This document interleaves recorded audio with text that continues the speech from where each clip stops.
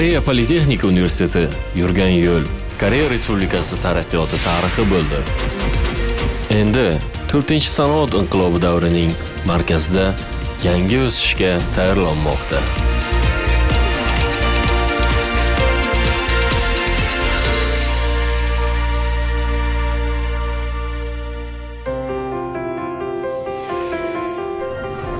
Texnologiyani shakllantirish, ish o'rinlarini ulash.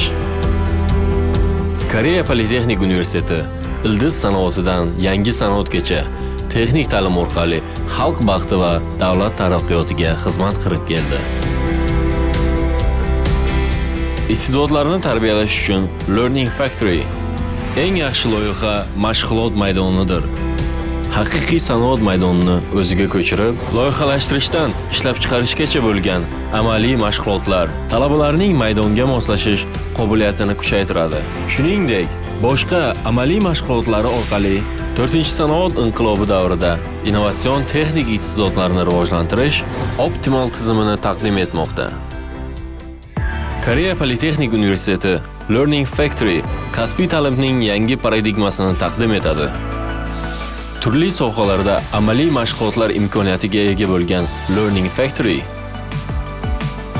boshlovchi tadbirkorlarni qo'llab-quvvatlash, o'smirlarga kasbiy tajriba imkoniyatini berish, mahalliy sanoat korxonalari bilan hamkorlik orqali kengayib, diqqatga sazovor natijalarga olib kelmoqda.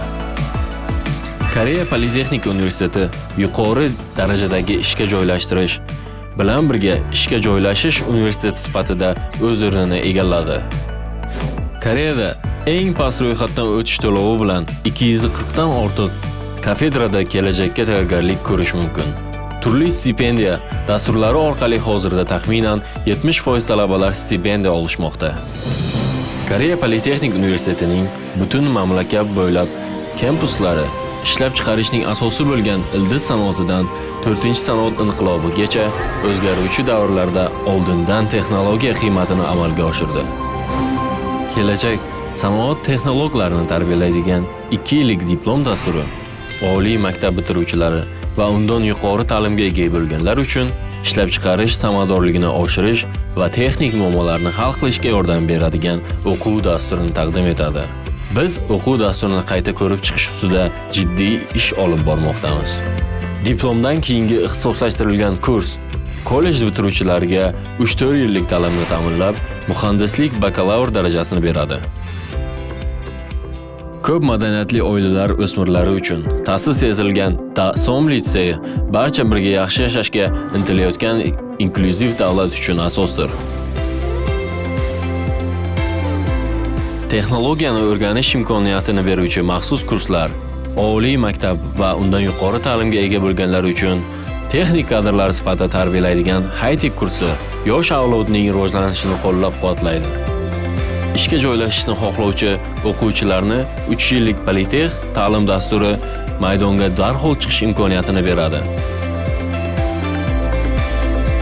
Hayotning o'zgarish davrida yangi imkoniyatlarni orzu qiluvchi keksa yoshdagilar uchun yangi o'rta yosh kursi, yangidan ishlashni xohlovchi ayollar uchun qayta ishga joylashish kursi barcha uchun zarur bo'lgan innovatsion ish o'rinlari xizmatidir.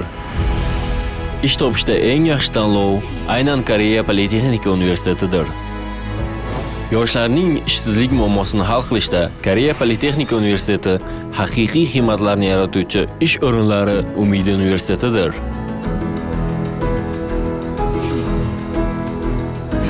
Kasbiy ta'lim va mashg'ulotlar 50 yil, ish o'rinlari umidi bilan 50 yil. Endi bu texnologiya Koreyadan tashqariga chiqib, xorijiy yuqori darajadagi kasbiy ta'lim muassasalariga know-how uzatmoqda. Ildiz texnologiyalari yanada mustahkamlanib, yangi texnologiyalar yanada oldinga intilyapti. Texnologiya sizning kuchingizga aylanadi. Janubiy Koreyada eng yaxshisi Koreya Politexnika Universiteti.